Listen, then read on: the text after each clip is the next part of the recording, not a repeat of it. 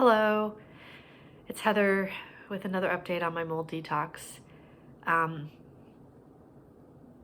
I was feeling pretty good about where things were at, even just a day or two ago.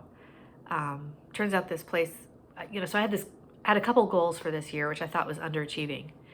I got none of them done because I got hung up on the first goal, which was to find an affordable, mold-free place to live, preferably outside of Pennsylvania. And I got two of the three of those. I'm in California, and this place is affordable because it's a house sit. It's a long house sit, close to a year. And but the test came back that it's got really high levels of mold. So I thought, rather than just leave, which now I'm wondering about, why not get the furnace guy in here and get the filters changed, because we know this place is filthy. So he came in, he pulled out the filter, and it was this 2-inch filter, and it was just covered with probably a half an inch of dark, fluffy debris all over it. I mean, it was like caked, it was disgusting. And he said the way, and he looked in the vents under the sort of the intake vents, and he's just like, they're really dirty. And he looked at the vents where the heat comes out, and he said he sort of pointed out a couple features, and he said, when you see that, it means it's pulling in air. It's not a tight seal, and it's pulling in air from the crawl space or the attic. And he's like, this place has an attic. So I'm getting attic air in the house.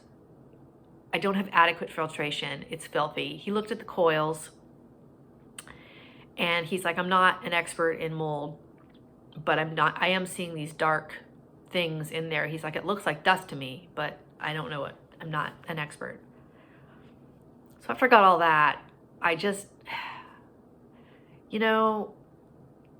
why am I still doing the same decisions all over and over and over again? It's making me second guess being here. But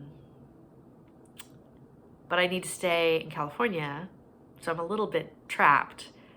Not really, but I feel a little bit trapped. I just switched doctors in early November, which was like a brilliant move. I love her. I love what she has me doing. I can feel it's working.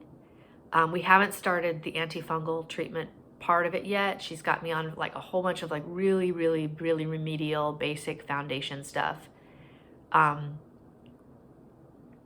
she wants me to be in a good environment before we start the antifungals. We just may not get the perfect situation, but maybe I redirect, and instead of trying to solve it here, I try to find another place to live. To do that in California, which is like an entirely unaffordable state for me, means getting another job, which is also not the worst thing in the world, but now we're back to square one. Like getting a job, last time it took me 14 months to get a job. I can't put my life on hold that long. So there are a lot of things that improved for me over 2022, and a lot of things that kind of like declined. And I thought 2023 was just going to be this year where I just, I turn the corner, I get the mold detox done, I lose all this mold weight.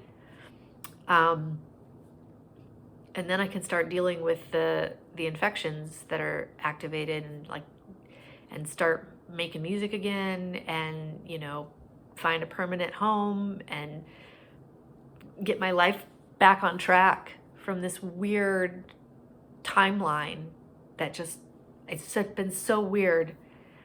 Anyway, that's not the case. So, one thing I've learned about dealing with mold is that you have to be really persistent. You have to just persist. And you have to be patient at the same time. Some things will work out, but some things, you have to do every single step. And you can't get to the next step until you do the first one. Which is hard for me, because I'm not one of those kind of people that's methodical in that kind of way. So that's my update.